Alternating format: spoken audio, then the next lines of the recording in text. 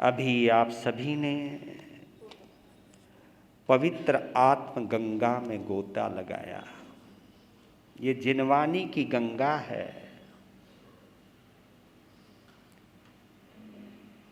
ये प्रभुवाणी की सरिता है।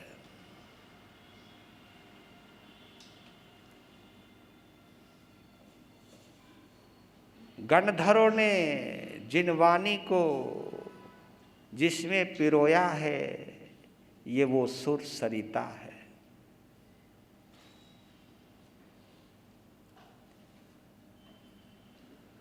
वर्तमान में महावीर तो नहीं है, लेकिन प्रभु महावीर की अंतिम देशना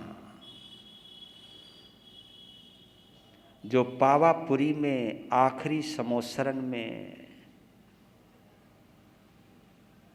दीपावली की मध्य रात्रि तक लगातार 48 घंटे तक ये अंतिम देशना जो बही है, उसका आप सबने फिलहाल पठन किया, श्रवण किया।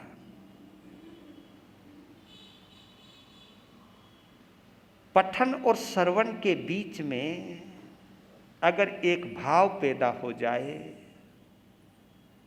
कि आज मेरी किस्मत खुल गई, आज मेरे शुभ पुण्यों का उदय हुआ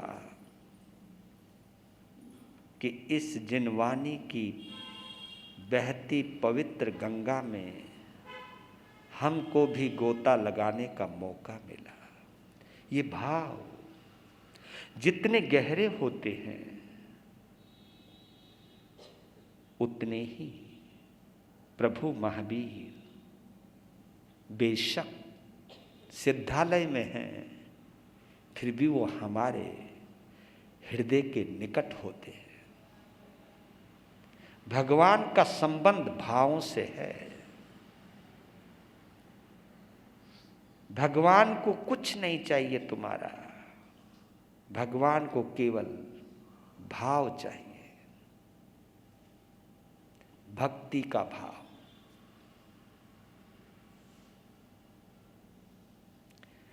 भक्ति रहेगी तो मुक्ति जरूर मिलेगी। तो आपने देखा 4 शब्द हैं बड़े प्यारे। एक भक्ति है, एक भुक्ति है, एक युक्ति है, एक मुक्ति है।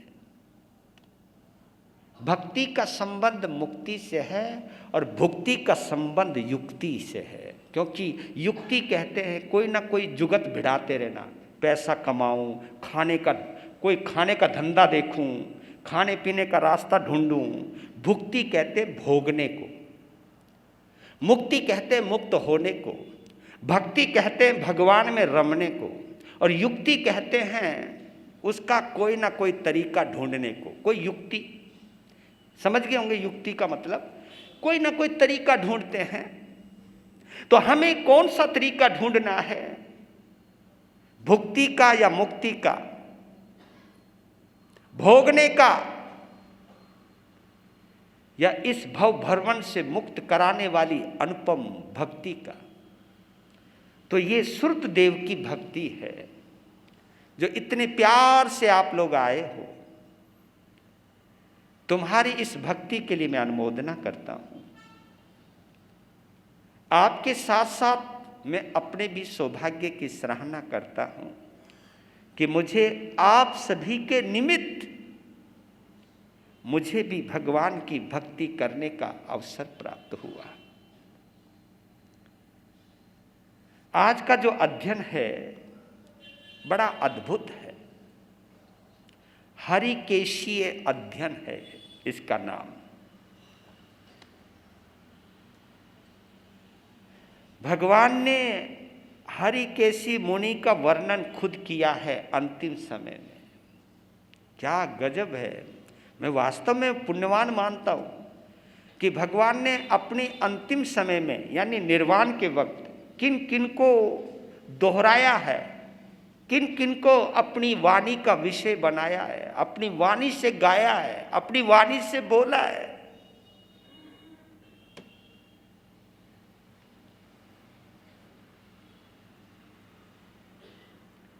हरिकेश बल की अध्ययन के हम 4 लाइनें पहले, ताकि इस अध्ययन का थोड़ा सा सार मिले और कुछ हरिकेश बल की जानकारी हम लेते हैं।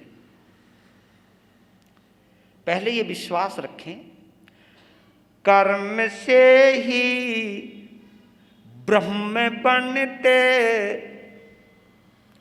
कर्म से ही ब्रह्म बनते, कर्म से ही हीन हो, शुद्धि अहम होती है मन की, रत्न त्रय में लीन हो।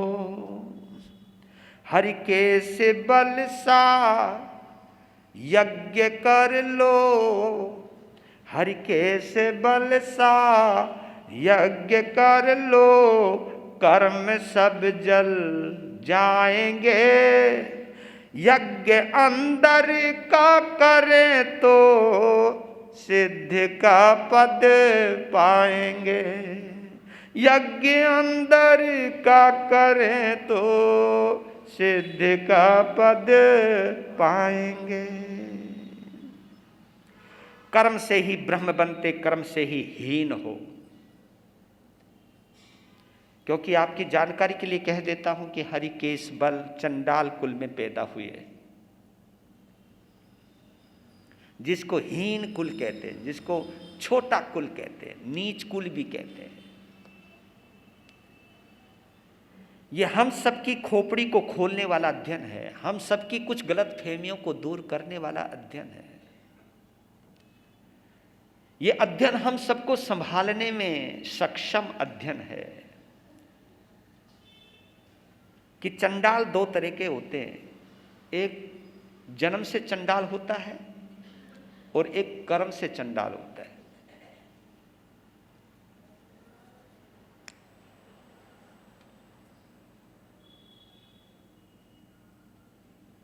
हरिकेश बल जन्म से चंडाल हैं, लेकिन कर्म से नहीं है। चंडाल के अंदर भी एक बल होता है, जो बल किसी को सताने के काम आता है। जिस बल या जिस ताकत के भरोसे हम किसी को सताते हैं, किसी को तड़फाते हैं, किसी को रुलाते हैं, उसको हम चंडाल बल कहते हैं। चंडाल बल यानी जिनका भरोसा, जो अपनी ताकत का इस्तेमाल किसी को रुलाने में करते हैं, किसी को बर्बाद करने में करते हैं, तो ये चंडाल का बल कहलाता है। लेकिन एक आध्यात्मिक बल भी होता है, जिसको हम धर्म का बल कहते हैं। धर्म का बल कहिए, आध्यात्मिक बल कहिए, इस बल की एक महत्ता है। ये किसी गिरते हुए को उठाता है, किसी रोते हुए को हंसाता है, किसी बर्बाद को आबाद करता है। ठीक इसके विपरीत एक बल किसी की जिंदगी में अंधेरा लाता है, एक बल किसी की जिंदगी में उजाला लाता है। हम अपने अपने बल का क्या इस्तेमाल करते हैं, अपने अपनी ताकत का क्या प्रयोग करते हैं, ये अध्ययन हमें एक प्रेरणा भी देता है। और याद रख लेना, इस युग में या इस जमाने में या इस दुनिया में जैसा कर्म करोगे वैसा फल मिलने वाला है। उससे कोई बचने वाला नहीं, कोई बचाने वाला नहीं। इस दुनिया में अगर तुम बचा सकते हो तो खुद को ही बचा सकते हो, खुद के द्वारा ही बचा सकते हो। मैंने एक दिन आपको कहा था कि हमारी बर्बादी का कारण कोई और नहीं है, हमारी बर्बादी का कारण हम स्वयं हैं। हमारी हंसी, हमारी खुशी, हमारे सुख का कारण कोई और नहीं है, उसके कारण भी हम स्वयं हैं। यानी हम अपने सुख दुख के खुद जिम्मेवार हैं, अपनी हंसी और गमी के हम खुद हकदार हैं, खुद जिम्मेदार हैं। यह भगवान महावीर के अमर संदेशों में से एक संदेश है। दूसरी बात यह कहना चाहता हूं कि जो लोग आजकल अभाव में जीते हैं या परेशानियों में जीते हैं या प्रतिकूल परिस्थितियों में जीते हैं, तो वो इस बात का द्योतक है कि उन्होंने अपनी अनुकूल परिस्थिति का गलत फायदा उठाया है। इसको हमारे यहां पर कहा जाता है, 8 प्रकार के मद बताए। मद, मद यानी नशा, नशा यानी विशिष्टता, विशिष्टता भी कहते हैं। कई आदमी अपने आप को विशिष्ट मानने लग जाते हैं। विशिष्ट यानी मूल्यवान, ये मद है। मद, मद यानी नशा। कईयों को जाति का नशा होता है, ओ हम बहुत ऊंची जाति के। कईयों को अपने कुल का यानी खानदान का भी नशा होता है, हम बहुत बड़े कुल और खानदान के, खानदानी घर के हम लोग। कईयों को अपने रूप का भी मद होता है, अपनी खूबसूरती का भी नशा होता है। इतराते हैं जी, किसी बदसूरत को देखकर छी छी, अरे कमाल है, ठीक है तेरे पास ज्यादा रूप है, पर यार किसी को जलील तो मत कर। और मैं तो उनको कहता हूं कि यार तुम तो जिनका रूप नहीं है, जो कुरूप है, उनके गुण गाओ, क्योंकि उनकी वजह से तो तुम सुंदर हो, नहीं तो तुम भी बंदर होते। ये सोचने वाली बात है कि जिनकी वजह से हमारी इंपॉर्टेंस है तो हम उनको क्यों नगण्य मानते हैं। तो कईयों को रूप का मद होता है, कईयों को अपने बल का भी मद होता है, अपनी ताकत का मद होता है, कईयों को अपने ऐश्वर्य का मद होता है, अपनी पैसे का मद होता है, शान शौकत का मद होता है, अपनी कोठियों का, अपनी गाड़ियों का और अपने ऐश्वर्य का, चमक दमक का, इसका भी बड़ा मद होता है। कईयों को अपनी विद्या का भी मद होता है। अपना जो ज्यादा पढ़ा लिखा होता है ना, वो बेचारे अनपढ़ों को कुछ नहीं समझते हैं। और कभी कभी तो तुम भी कह देते हो, कोई महाराज सिंपल कथा कर रहे हैं, कहा महाराज मैं मजा ही नहीं आया। बस ठीक है भैया, तुमको कुछ 2 शब्द ज्यादा आते हैं, तुम ज्यादा ज्ञानी हो गए हो, तुमको सामान्य कथा में आनंद नहीं आता है, तो लेकिन अपमान तो मत करो। ये तो मत कहो महाराज जरा ढंग का सुनाया करो। आहा, ढंग का सुनाया करो, क्या कमाल की बात है। और मैं ये कहना चाहता हूं, जो ये बोलता है कि जरा ढंग का सुनाया करो, वो ढंग के व्यक्ति होते ही नहीं है। क्योंकि जो ढंग का व्यक्ति होता है ना, वो हर जगह कुछ ना कुछ अच्छा रूप देख लेता है, हर जगह कुछ ना कुछ अच्छा ही ढूंढ लेता है। और मैंने बोला भी था आपको, जिनमें कमी नजर आती है तो ये हमारी अंदर की सबसे बड़ी कमी है, जो हमें दूसरों में कमी नजर आती है।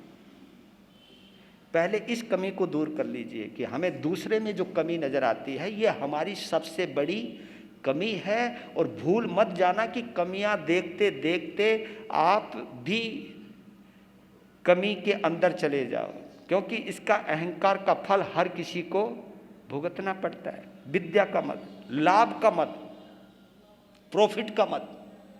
कईयों को तो इतना घमंड होता है कि महाराज मैं 10 रुपए खर्च करता हूं, 1 रुपए बना, 10 रुपए खर्च करता हूं तो 100 रुपए कमाता हूं मैं। क्या दिमाग, लाभ का, प्रॉफिट का भी मद हो जाता है।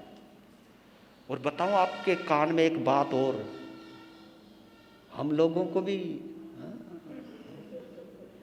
को भी मद हो जाता है अपने त्याग का, अपनी क्रिया का। देखा करो आप, जिनकी उच्च क्रिया होती है ना, उनका ढंग ही कुछ और होता है। पर लेकिन याद कर लेना, मैं तो खुद ही कहता हूं कि मैंने पहले उच्च क्रिया का कुछ किया होगा मैंने, जो हमारी ढीली क्रिया रह गई। पर लेकिन एक बात यही कहना चाहता हूं आप लोगों को कि ऐसा करने से अंतराय कर्म का बंद होता चला जाता है। जिस चीज पर तुम इतराओगे वो चीज तुम अगले जन्म में नहीं पाओगे। पहला यही संदेश ले लीजिए आज के इस अध्ययन से। अब घटना किस प्रकार की है मैं बतला रहा हूं। मथुरा नगरी के राजा शंख राजा, उनका नाम था शंख, एक बार उनको वैराग्य हुआ और राजगद्दी का त्याग करके वो संत बन गए।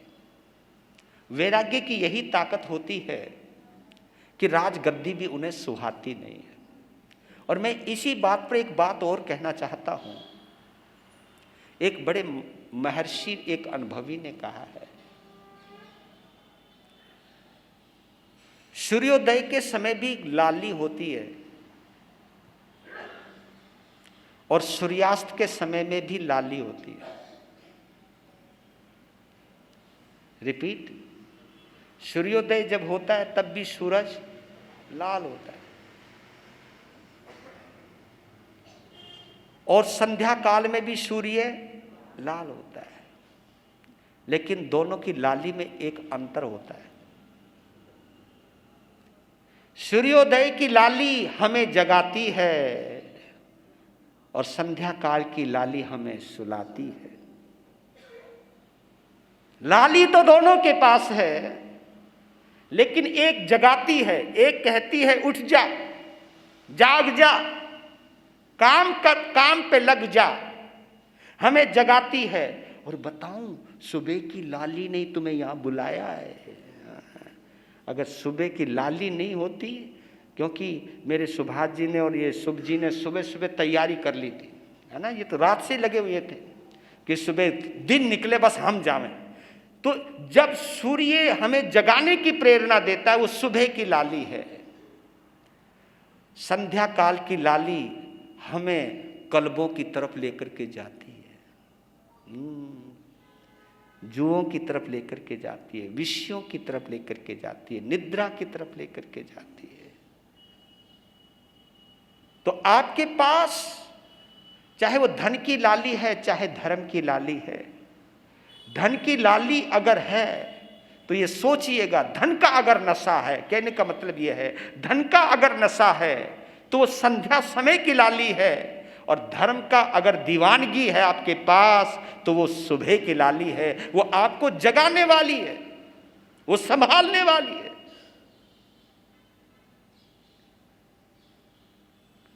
तो राजपाट का त्याग करके संत बन गए शंख राजा, और साधना इतनी गजब की कि एक बार विहार करते करते हस्तिनापुर में पहुंचे। तो हस्तिनापुर में जब वो गोचरी के लिए जा रहे थे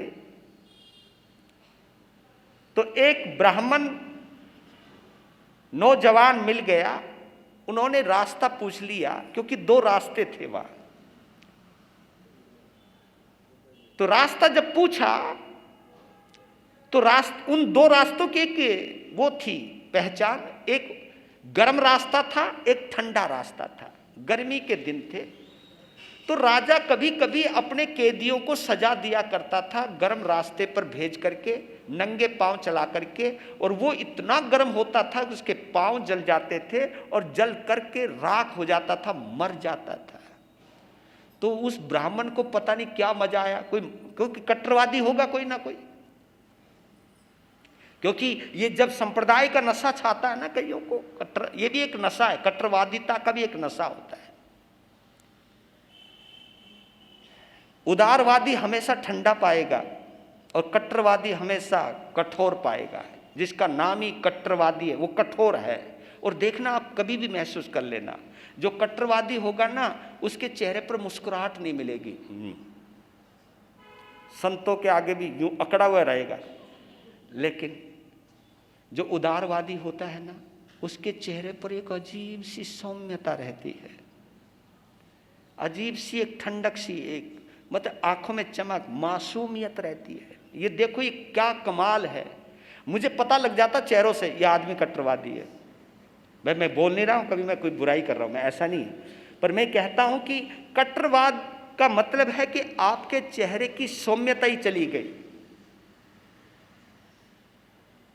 होगा कट्टरवादी, उसने मजा लेने के लिए, उस समय भी ये जात पात संप्रदाय होती थे।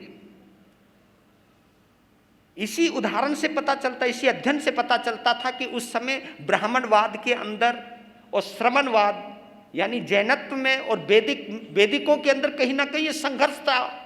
तो उन्होंने रास्ता बता दिया जानबूझ करके कि मुनि नंगे पांव और जल जल के मरेगा, मजा लो और इसको उछलते हुए देखूंगा। क्योंकि जब वो जाते थे वहां से, कोई भी जाता तो यूं फुदकते थे आदमी, अच्छा फुदकते, कभी कभी बहुत जब गर्म सड़क होती है, कभी तुम नंगे पांव होते तो देखा करो आप, है ना। तो वो फुदकता हुआ देखना चाहता था उनको, तो बोल दिया इस रास्ते से जाओ, और वो भोले भाले संत चल दिए। लेकिन थोड़ी देर के बाद देखता क्या है, वो ब्राह्मण, यार संत तो बड़े आराम से जा रहे हैं, कोई फुदक ही नहीं रहे। वो आश्चर्य में पड़ गया, भाई ये कैसे हो सकता है कि ये बड़े आराम से जा रहे हैं। तो ब्राह्मण का वो लड़का वो भी चलने की कोशिश करता है। जैसे वो गया तो ये ठंडा रास्ता, बिल्कुल ठंडा होए, फिर और चला, ठंडा। उसको आश्चर्य हो रहा है कि हमेशा गर्म जलने वाला रास्ता ठंडा कैसे हो गया। तब महसूस हुआ उसको कि लगता है ये इस मुनि का करिश्मा है। जो अंदर से ठंडे होते हैं ना, वो जिस रास्ते पे चलते हैं तो वो भी ठंडा हो जाता है। वो इतना प्रभावित हुआ, इतना प्रभावित हुआ, आगे खड़ा हो गया। पहले कहा कि मुझे माफ कर दो, मैंने एक नज़ारा देखने के लिए, आपको पीड़ित करने के लिए आपको ये मैंने रास्ता बताया था, मैं अपनी गलती मानता हूं और इसके लिए मैं क्षमा मांगता हूं। और वो इतना प्रभावित हुआ, जब संत ने उपदेश दिया तो उसका मन कर गया कि भाई ये है मामला। तो वो भी उनके चरणों में दीक्षित हो गया। नाम रखा उसका सोमदेव मुनि।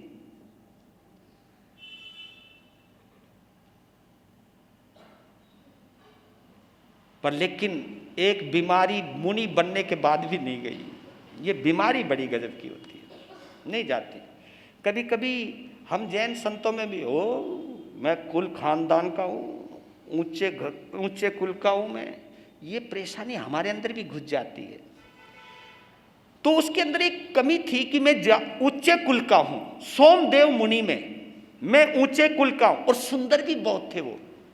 तो उन्हें अपनी सौंदर्य का भी घमंड था और अपनी जाति का भी घमंड था। जबकि साधना कर रहे हैं, संयम की पालना कर रहे हैं, लेकिन पालना करते करते जो एक बीमारी थी अंदर की, वो नहीं गई। घमंड रहा, स्वर्गवास हुआ, सामान्य देव बने, और अब वहां का आयुष्य पूर्ण करके एक बलकोष्ठ नामक के चंडाल के घर में वो पैदा होते। और मालूम है, रूप इतना गंदा मिला उनको, रंग इतना काला मिला उनको कि उनको देखते कोई भी मुंह बिचका सकता था। मतलब इतना गंदा रूप। और जाति का मद करने से क्या मिला? चंडाल कुल मिला।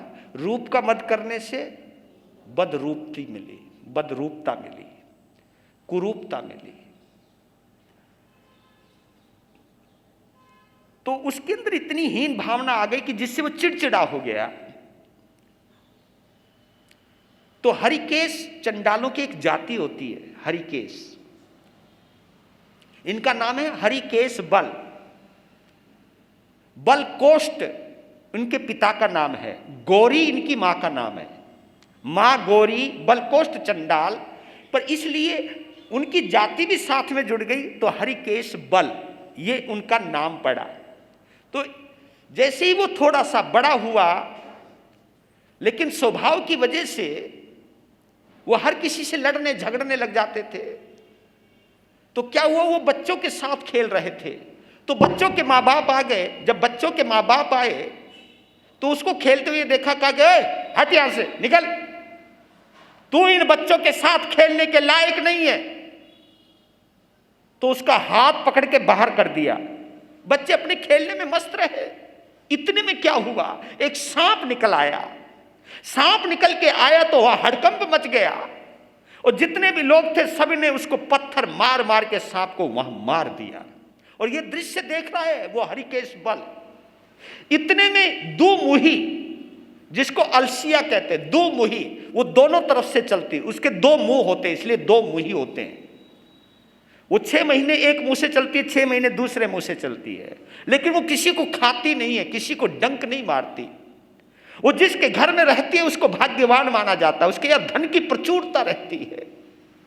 तो जैसे वो दो मुही निकली तो बच्चे उसे भी मारने लगे, लेकिन लोगों ने कहा इसको मारना नहीं, क्योंकि ये बहुत भोली भाली है, ये धन की देवी है, ये किसी को काटती नहीं है, ये दो मुही है, ये अलसिया है, इसको मारना नहीं।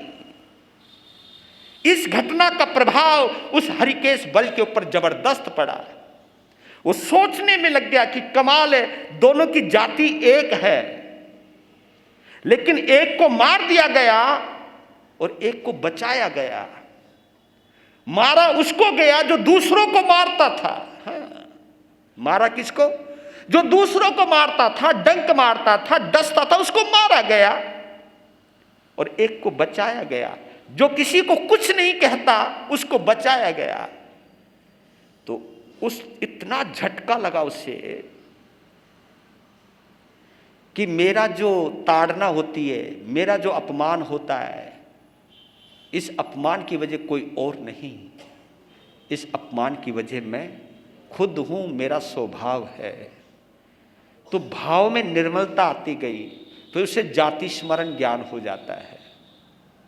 जाति स्मरण ज्ञान का मतलब होता है पीछे लौट जाता है कि मैं यहां कैसे आया, उसको कहते जाति स्मरण ज्ञान।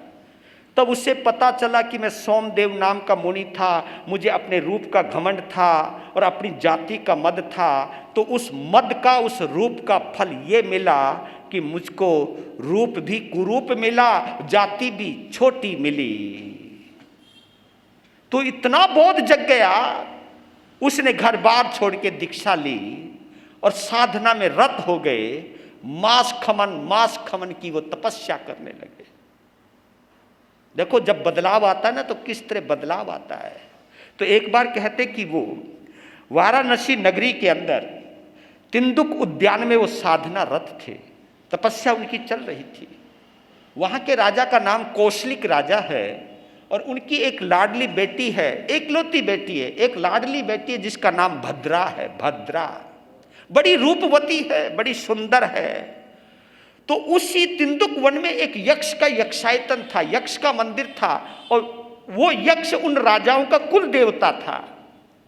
तो एक बार उस कुल देवता की पूजा करने के लिए वो भद्रा उस उद्यान में, उस यक्षायतन में, उस यक्ष के मंदिर में पहुंची। मंदिर की जिस समय वो परिक्रमा ले रही थी तो उसकी नजर बाहर पड़ी एक मुनि के ऊपर। काला स्या रूप, नाक चपटी, शरीर कुरूप। और भद्रा ने अपनी जिंदगी में पहली बार इतनी गंदी सूरत का बंदा देखा था। उसकी थाली वहीं की वहीं रह गई। बाहर आई, पहले तो उसका रूप का मजाक बनाया, छी छी, इतने भी बदरूप होते इस दुनिया में।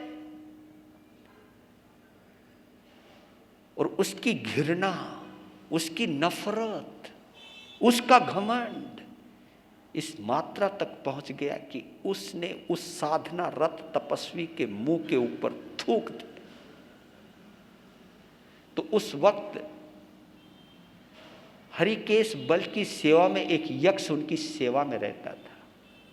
अपने गुरु का अपमान देखकर वो भड़क गया। कहा कि इसको इतना घमंड। तो कहते वो यक्ष उस भद्रा के शरीर में घुस गया और वो लगी फट फट फट फट फट कराने, वहां पर तड़फने लगी बुरी तरह से। दास दासियां आ गए, उसे उठा के ले गए। तांत्रिक क्या, मांत्रिक क्या, झाड़ फूक वाले क्या, सब बुला लिए। और जितना मांत्रिक मंत्र पढ़ रहे वो और फुदक रही और ऊपर उछ रही। मुंह से झाग, बाल बिखर गए, सिर पटक दिया, खून निकलने लगा। अपनी बेटी की ये दुर्दशा देखी तो कौशलिक राजा का दिल सहम गया, रोने लगा। रोते हुए को जब देखा तो यक्ष उसकी आवाज में, यानी भद्रा के मुंह से बोलता है, राजन, तेरी बेटी ने एक मुनि का अपमान किया है, एक तपस्वी का अपमान किया है, और उसी का ही ये बुरा फल भोग रही है। अरे करे क्या भाई, इसका इलाज तो बता। एक ही इलाज है, इसको उसकी पत्नी बनाओ। क्योंकि उसने सोच लिया था जिसके ऊपर थूका है उसी की घरवाली बनाऊंगा। अब वो तो यक्ष था, उसको क्या पता महाराज जी ने कर दिया नहीं करनी, पर लेकिन बताना था उसको, मरता क्या नहीं करता। थोड़ा सा बाहर निकला, उसका भद्रा से पूछा, क्योंकि वो बड़ी तड़फ रही थी, वेदना बड़ी थी, उससे पूछा था, हाँ मैं शादी कर लूंगी। तो उसको लेकर के गया राजा, कहा कि हमें पहले तो माफी मांगते हैं और इसको आप पत्नी के रूप में स्वीकार कीजिए। उसने कहा, भैया हम संत हैं, हमारा शादी विवाह से कोई लेना, कुछ ही करो जी, आपकी चीज आप जानो। वो तो छोड़ के आ गया।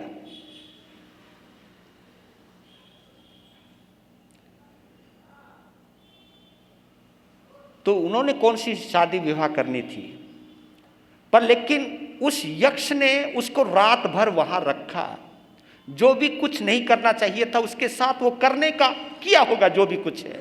सुबह वो दौड़ी दौड़ी भाग के अपने पिता के पास आई। उस वक्त उनके पास राजपुरोहित रुद्रदेव बैठे हुए थे और अपनी बेटी को बधेवास दौड़ते हुए पागलों की तरह आते हुए देखा। क्या हुआ बेटा? कहा कि मेरे साथ ऐसा ऐसा हुआ। तब रुद्रदेव ने कहा कि इस कन्या को अब किसी क्षत्रिय के साथ नहीं ब्याह सकते, क्योंकि आपने ऋषियों को दी है तो ये ब्राह्मणों की संपदा हो गई है, अगर संत ने इसे ठुकरा दिया है तो राजपुरोहित उसको कहते हैं कि जिसको राजा दान देता है, तो राजपुरोहित को भद्रा दे दी गई और ब्राह्मण खुश हो गए। अपने इस विवाह की खुशी में उसने एक विशाल यज्ञ का आयोजन किया। उस विशाल यज्ञ के आयोजन पर उसने बड़े बड़े यज्ञिकों को, यज्ञ करने वालों को बुला लिया। इधर से हरिकेश बल मुनि का मास खमन का पारना आ गया। वो पारने के लिए चल पड़े और वो यज्ञशाला में ही पहुंच गए।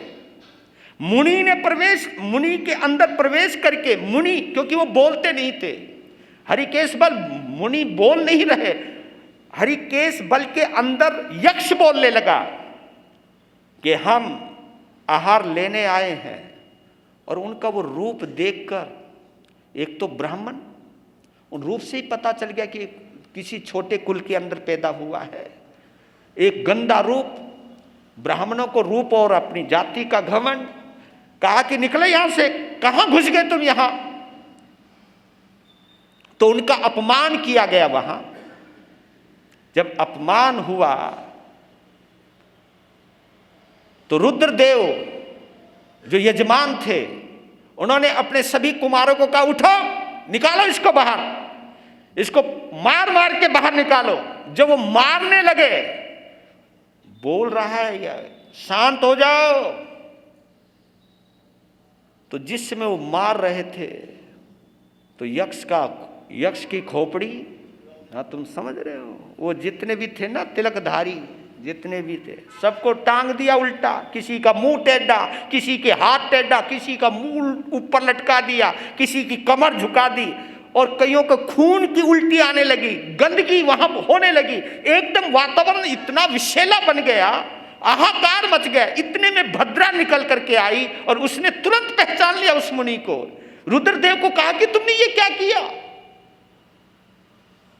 सुनो, ये वो मुनि हैं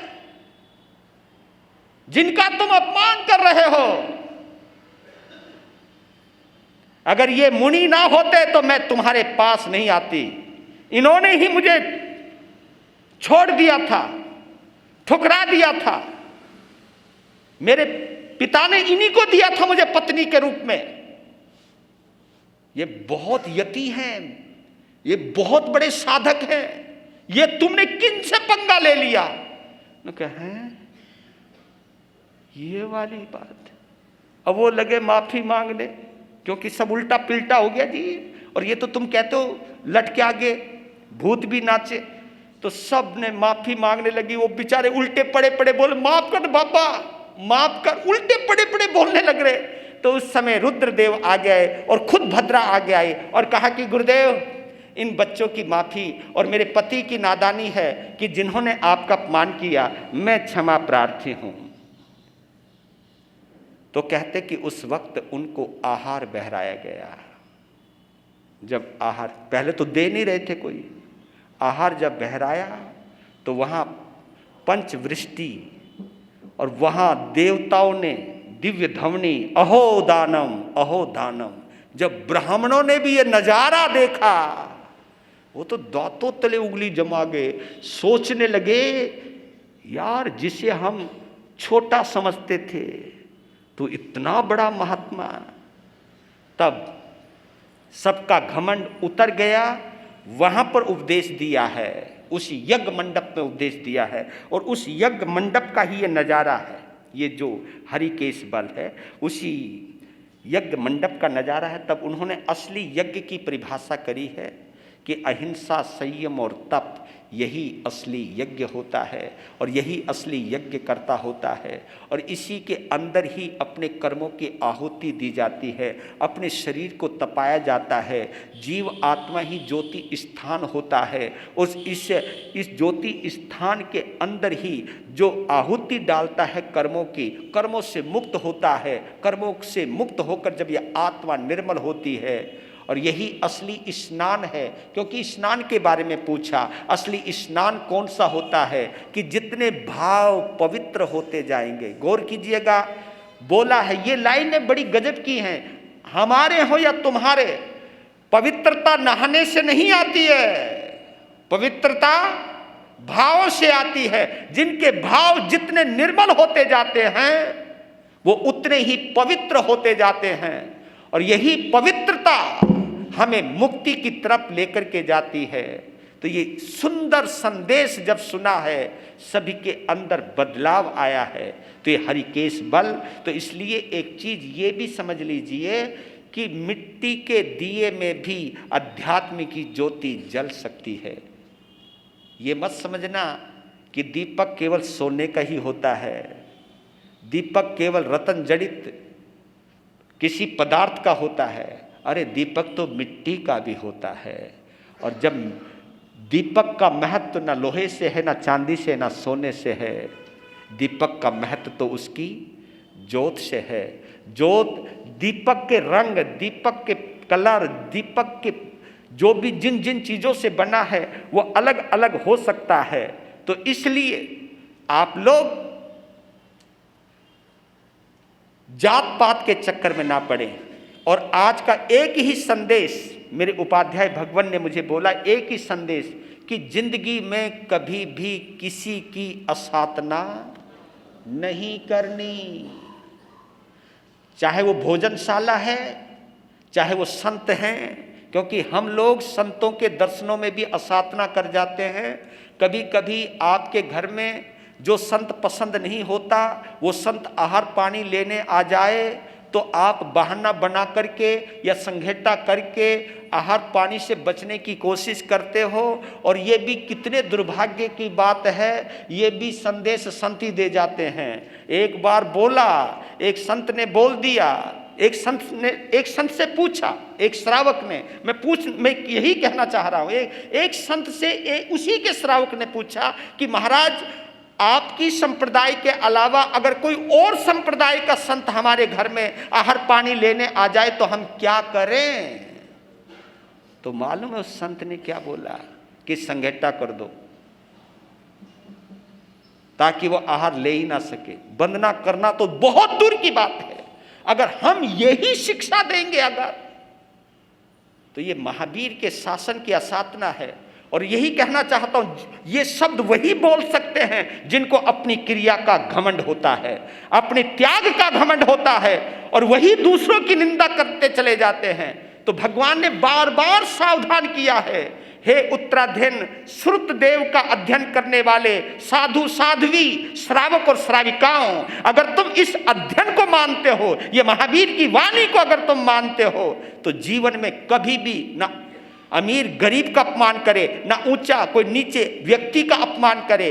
अपमान कभी मत करना, क्योंकि अपमान से अपमान का ही रास्ता निकलता है, अपमानित होने का ही रास्ता निकलता है। इसलिए यही दुआ है, यही गुहार है आप सभी से, आप अपने आप को संभालिए।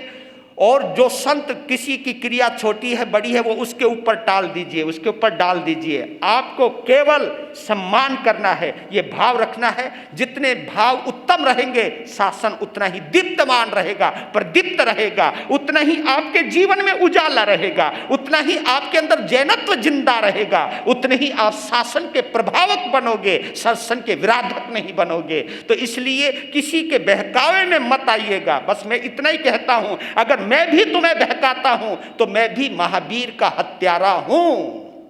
अगर मैं आपको संभालने वाला हूं तो ही मैं महावीर का अनुयायी हूं। मैं आपके अंदर संभाव को, समता रस को, आपके अंदर गुण ग्राहकता को अगर भरता हूं तो ही मैं शासन का प्रभावक संत हो सकता हूं। तो इसलिए मैं भी उसी परिधि में आऊं, आप भी उसी परिधि में आएं, यही मंगल कामना।